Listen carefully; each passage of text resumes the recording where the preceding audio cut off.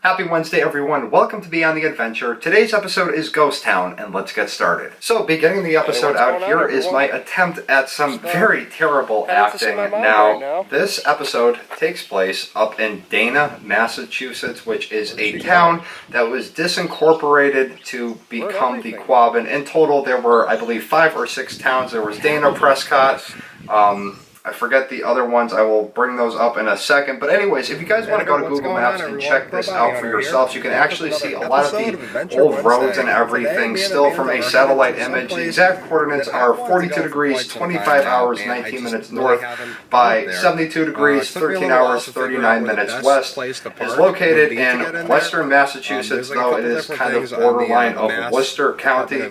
So it was originally settled in 1676. It was incorporated in February 18th of 1801, and about 137 years later, it was disincorporated. Anyways, Boston needed more water, and they had a growing population, so they decided to dam up this area that was located in a valley. They took apart 5 towns, 6 towns, I believe. They moved all the residents. They, used through eminent domain, they claimed the land. They moved the cemeteries. They took the bodies out of the cemeteries. Some people moved their houses. Other people had their houses destroyed. You can also, if you ever get the chance to go diving in there, I know there's probably some videos online on YouTube if you want to look it up, but there are still foundations that you can see or can be seen when you're underwater, and there are actually some spots when the drought is here or the water is at a low level in the summer. You can see different foundations, different roads, things like that.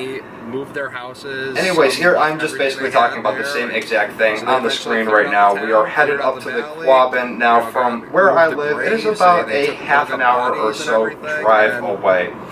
Anyways, the history was formed from parts of Petersham, Greenwich, and Hardwick. It was incorporated in 1801. The town was named for Massachusetts statesman Francis Dana.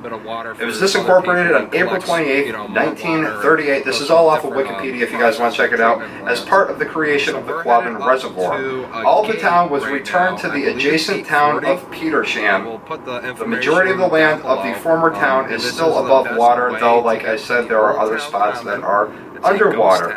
Now, people call it a ghost town because it is no longer a town that is in existence. If you go there, there is still the town common. You will see this later on in the video. You're actually walking down a bunch of old streets, and this is heading out through Belchertown right now. There was a playground right there when I was a little kid. We used to play on that playground all the time whenever my aunt would watch me. And years later, they found out the wood was coated in arsenic and that it wasn't safe for children to be around, so they had to tear it down and build a new one. Maybe that's why I grew so big, but I don't know. Anyways, we're still heading up to the Quabbin here. It is a place that has a special permitted thing that you basically need to make sure that your boat is cleaned off. There are no invasive species. You actually need to get a sticker to allow the boat to go into the Quabbin. If you take it into any other body of water and then try to bring it back into the Quabbin, it needs to be cleaned off and re-inspected to prevent the spread of invasive aquatic species. Anyways, it is very, very quiet up here. Very, very peaceful. There is a couple of wineries. There's Hardwick, and there's also another winery that is located around here. Very, very cool roads with old stone walls and everything like that.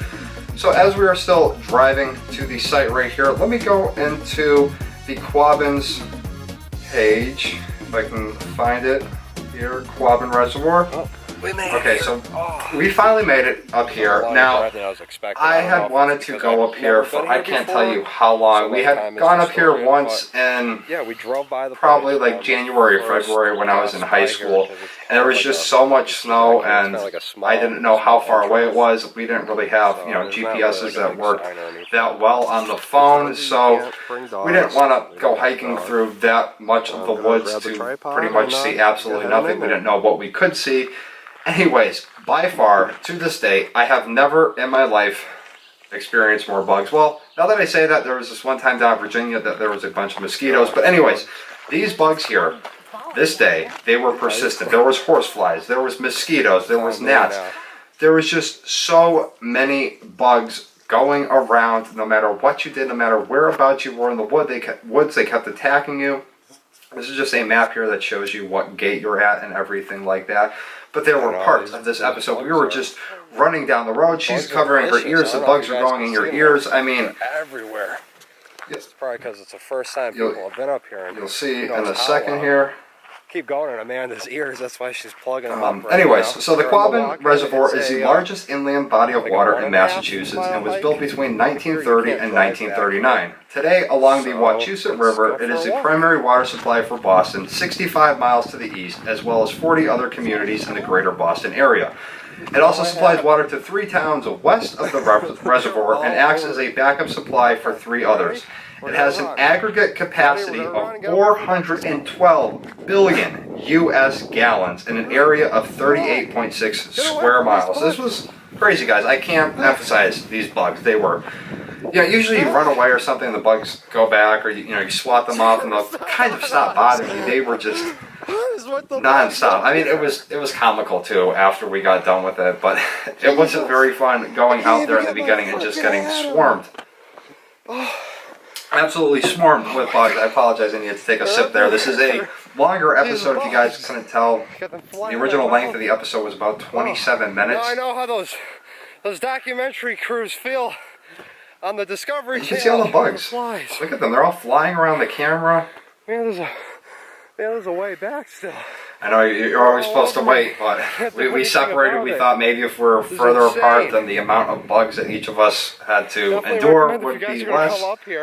Do it in the winter. And like I said right here, if you're going to come up here, do it in the winter, which is what I should have done when I was in high school. But anyways, bring a lot of bug spray. Now, the Quabbin Reservoir, I brought you guys to at the beginning of last season, season 6 of Adventure Wednesday. When I started it off, I went up there because they did some of the filming for Super Troopers 2 up there. There's a couple chase scenes and everything like that. I don't want to spoil the movie in case you guys haven't seen it yet, even though it's been out since, I believe, April 20th was a date that it came out. Keep getting bit by stuff. Anyways, this is I believe, was like 2 or 3 mile walk from where the parking area was to where the town common was, like the center of the town.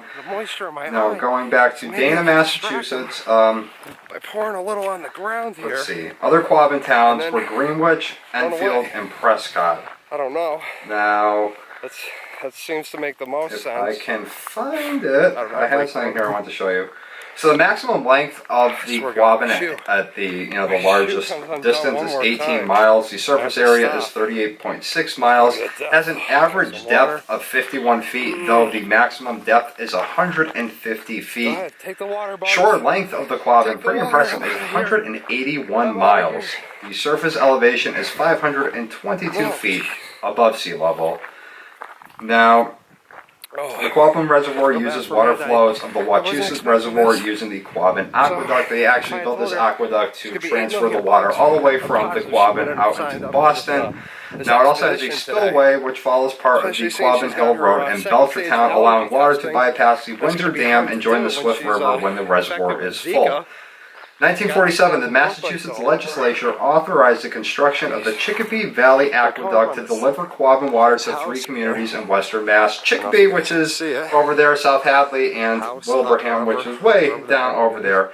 1951, with the Quabbin, very strange shack out here. I don't know what the purpose of it was. Out there, a lighting system. I mean, like, there's wires and everything like that. I don't know if maybe it's like a station that they use to monitor like deer or wild animals or something. But it had like a cot in it, and it had like a stove, and it was locked up. And I mean, it looks like people used it frequently. This window. Anyways, scratched. Let's see. Yeah, like a little popular culture. H.P. Lovecraft's story, The Color Out of Space, is set in the valley before it was flooded for the reservoir. I actually remember reading that book when I was a little kid. Stillwater is set in the valley, which is William Weld's novel, while the reservoir is under construction. Both the film Dreamcatcher and the Stephen King novel upon which it was based have scenes set in the Quabbin Reservoir. Rick Ledford's Swift River Lullaby is the opening song on the 1991 Pat and Tex LaMountain album, Songs of Western Massachusetts. I have never heard that. Mark Tufo references this place in Zombie Fallout 9. Main character Mike Talbot, his brother Ron, and friend BT head there for a rescue. I've never been here. Never heard of those past couple of things. Headed out. Now, going to the history, the establishment of the Massachusetts General Court, they established that they needed 3 important policies which remain in force today. Public rather than private ownership of the public water supply system, use of upland reservoirs with gravity-fed rather than pump supply systems, watershed protection rather than filtration as the primary mechanism of ensuring wholesome supply. I don't know how much. Let's see. Frank E. Windsor was the chief engineer of the Metropolitan Water District from 1926 until his death in 1939. He was closely involved in the design and construction of the Windsor Dam, Goodnoe Dike, and the Quabbin Reservoir. Windsor Dam is named for him. He had previously been chief engineer for the building of the Scituate Reservoir in Rhode Island. So, although the project was enthusiastically supported by lawmakers in the Boston area, it was opposed by residents of the affected town, and you can't really blame them. I would completely oppose and resist change if it involves destroying the town that I grew up in. So, the state of Connecticut sued Massachusetts, claiming waters that were rightfully meant to flow to the Connecticut River and subsequently through their state were being illegally diverted. The lawsuit was unsuccessful, but Massachusetts was still bound by discharge minimums set under the regulatory authority of the Secretary of War over navigable waters. I didn't know the Secretary of War controlled navigable waters. Very interesting. Anyways, we are about 12 minutes into the episode here. Coming up, these are some of the fields that you would originally see if you were entering the town back in the day. I finally think we're getting very, very close here. Now, I obviously had sped up this walk here and clipped some of it, cropped some of it, everything like that. So, 10 minutes-ish or 5 minutes of you've been watching was more like a half an hour of walking, if my memory serves me correctly. Now, here is one of the first, concrete things. This is a picture of a barn, and that corner, or the blacksmith shop, the actual cornerstone of it was still sitting there that all the rest of the foundation was built around. And you can see some rock walls over to the right. It looks like there was a road originally that went up towards that direction. I can see the stone. Now, we were getting pretty close to calling it quits because there was just so many bugs, so I just was yelling back to Amanda. Now, you can see right there the basement, the foundation of the house. This point right there is right there. So that house used to exist right there. Now, I do understand that they were needing all this space for water. There was actually a well right there. I don't know why they but I can't figure out, all the way there's still a road there. It seems like, it doesn't really seem like they needed to take everything out of the entire town. I feel like they probably could have left that. So, Dana Common has been listed in the National Register of Historic Places, and this is Dana Common right here. There's all these little posts with pictures on it, and each of these pictures depicts or shows an actual picture of what existed there before. This was a church. Town hall? No, town hall. I'll just let myself talk instead of getting ahead of myself here.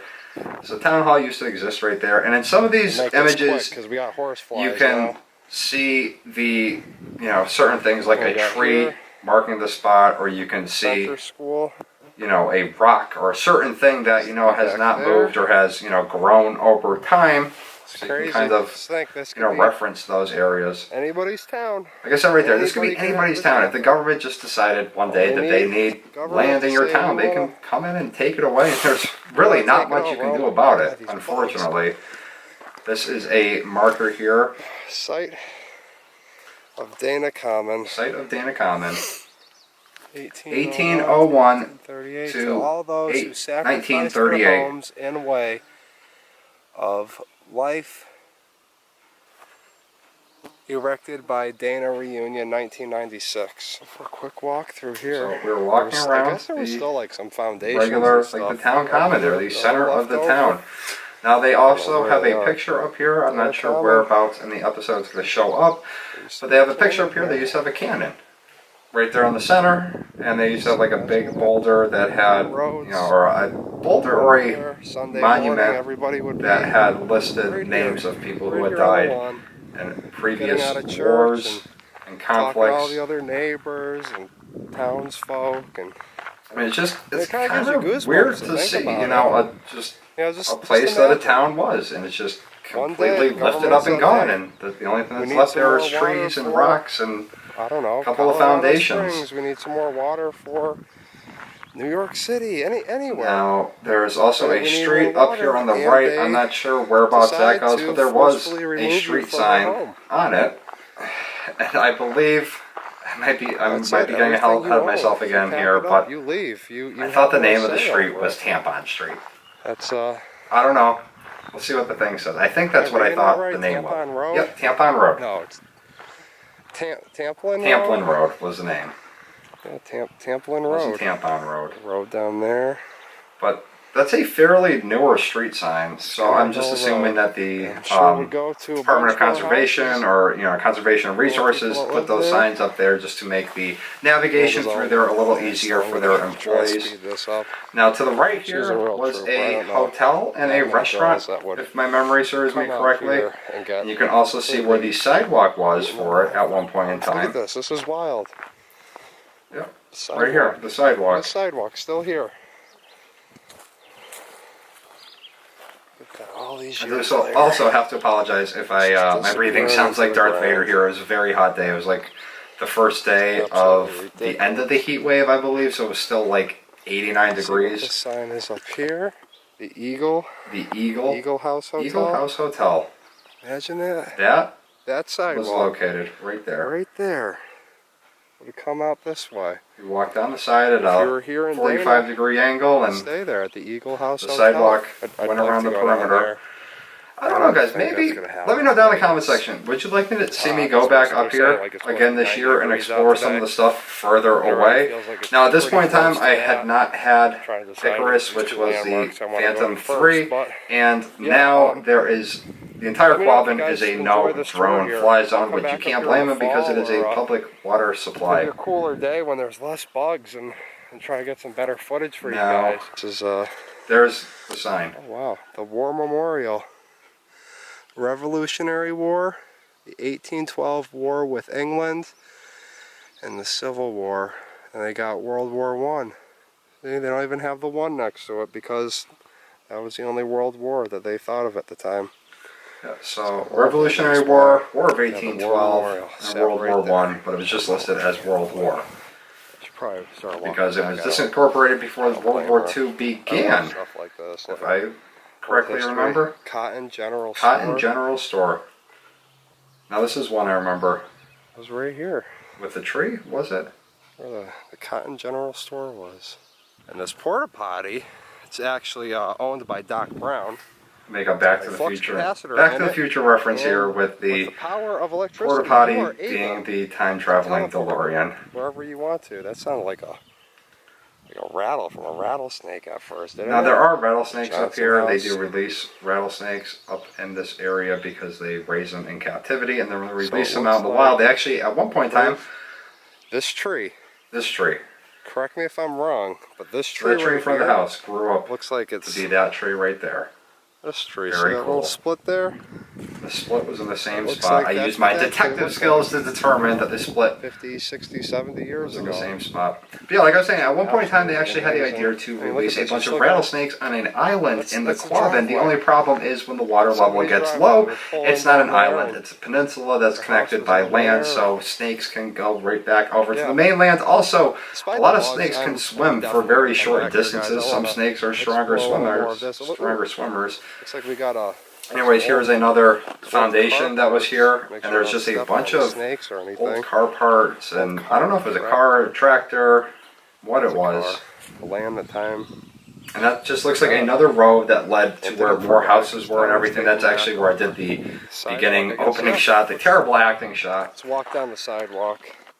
Just, now, there's still sidewalks here, and there's a couple of spots that the sidewalk actually goes over that would have led right there to somebody's front door, except the house is gone and trees have grown up in its place. It's old cellar foundation. Now, as And much stuff as there congregational is church. right here in this ghost town area, there's also a whole bunch more that is underneath the Quabbin. There's, you know, old cattle fences made of stone, old stone foundations. The Congregational Church was right there. No going to church now. That's where people would go to church. On a Sunday morning, the whole town would gather and go into that spot. There was a church there. It's just crazy to think. Some of my favorite locations to explore are those that are abandoned. Now, tonight's episode is actually going to be where I explore an abandoned community park, which is also a place that I've taken you to a couple of times. Now, we are making our way out of here. Now, Amanda, she said, I'm going to the car. I can't deal with these bugs anymore. I didn't blame her, so I stood around for about 5 or 10 minutes, finished filming some stuff, and then I just ran back. Ran back to catch up to her. Found this nice little stream right here. We got in the car. We did a little. We headed down around the Quabbin, and we went into one of the entrance gates where the spots are that you can actually drive around through. Now, this strip that I'm on right now, that I'm driving on, is where there was a chase scene filmed for Super Troopers 2. Like I said, that episode that I filmed from last season is going to be linked down below in the description or up above earlier in the episode. Was not too happy. She didn't find the Dana comment interesting, and I'm sorry for that because I had no idea it was going to be that buggy. Yeah. I mean, so here's my apology to Amanda. I had no idea it was going to be that buggy up there. I mean, we're near water, we're in woods, but that was just absolutely crazy. Yeah, having a swarm around you Right. for 2 miles. She's like, there's a difference between being a little buggy and having a swarm around you for 2 miles, which is 100% true. So right now we are headed to the lookout tower that is in the Quabbin. This was right there. One of the scenes. That's Mount Zion. That's actually Mount Zion. And that's one of the scenes right there where they filmed Super Troopers 2. All the snakes on the rattlesnake. And here I am talking about the Rattlesnake Island that I was just telling you guys about. They literally wanted to breed rattlesnakes and drop them onto an island. Absolutely wild. And they said that the island is, you know, the rattlesnakes can't swim and you know, all this other stuff, but rattlesnakes can swim. When there's a drought, the island has like a causeway, like, you know, you can walk to it. So yeah, causeway, peninsula, whatever you want to call it. Okay, so yeah, we're getting just about to pull up close to the first vantage to the. point. Well, actually, I think I pulled off first at the Enfield lookout point, which is really cool. Because they have this really cool big saw, and it has marked on it, I believe, the Enfield lookout. Yeah, we definitely gotta throw that lens cover or the screen protector on here. Yeah, there it is. Big old saw blade. And now, when you go up there, that sign has about 2 or 3 different signs on top of it that say no drones. Quabbin is a no-fly zone. There's just a lookout on the Quabbin. Like I said, this was not flooded long ago. This was just valleys and hills and everything, and through the blocking of a river, diverted the water and created all of this to flood right here, which is very, very impressive. Look at that. So, best girlfriend back ever. into the car And here. she just keeps getting better. She agreed to drive, Yeah. so I can film. And so if you guys thought that are spot headed had a up nice view, to the tower wait till you see where we're right, at right now. now. Be there In 1 second. just like that. Just like that, we're there. Now, they were actually doing some work up in here at the time. Doing a little work here. Doing a little work here. So this is the lookout tower up the Quabbin here. The Hagrid's Tower. We called it Hagrid's Tower. So I told you guys, it's definitely worth the watch. Very, very cool. It's like a lighthouse. Very similar to like Mount Greylock. You know, like the top there. I love this view. Absolutely love the view from on top of here. You can see so far. You can see for miles and miles. You couldn't really ask for a better day. There was scattered clouds in the sky. It was bright and sunny, and it was really hot from what I remember, but Look at that bug. what was that? Look at that bug. Thing's massive. What type of moth is that? Let's go on here. Very strange. I don't know what type of moth that is. If you guys know what type of moth that is, let me know down below in the comment section. So here we are hiking up. Now there are 1, 2, 3, I think you go up 4 floors in total to get to the top. It's not as steep, not a spiral staircase like Mount Greylock. But you do get to the top here. It is very, very noisy. Look at this. Very cool spot though. You just got a 360-degree panoramic view, and they have these really cool maps that are on the side to let you know what you are looking at. And we got some episode here, or some music here, getting ready to end out the episode. Looking over the distance, there's a parking area, there's the bathrooms. Now, one thing I can't stand is people scribbling on the glass with knives and keys and everything. This glass right up there, like they put the glass so you can see out it, not so you can scratch your name into it and everything. I can't stand that. I mean, it's one thing to go spray paint a wall, because more times than not you can paint over it. Not that I condone that action, but to sit there and scratch up glass that is there for everybody to look out and enjoy the view of this natural resource, absolutely mind-boggling. So this was a northern view. I think if I lift up on the camera here, no, I don't. I did not. We're heading down to the bottom of the tower right now, getting ready to end the episode out. I highly recommend checking this video out, guys. If you didn't get to see the original episode, if you want to hear it without my commentary right now, I'd also highly recommend going up to the Quabbin and checking it out if you are ever in Massachusetts. It's an absolutely beautiful area. Has a bunch of history to it. Like I said, a bunch of towns were disincorporated to make room for Boston's growing supply of water, growing demand of water. Anyways, doing my outro here with this great view behind me. The view is definitely more interesting to watch than I am. But anyways, guys, that's going to do it for today's episode. Thank you very much for watching. Tune in tonight at 7 p.m. to see another episode of Beyond the Adventure. Thank you for watching. Peace.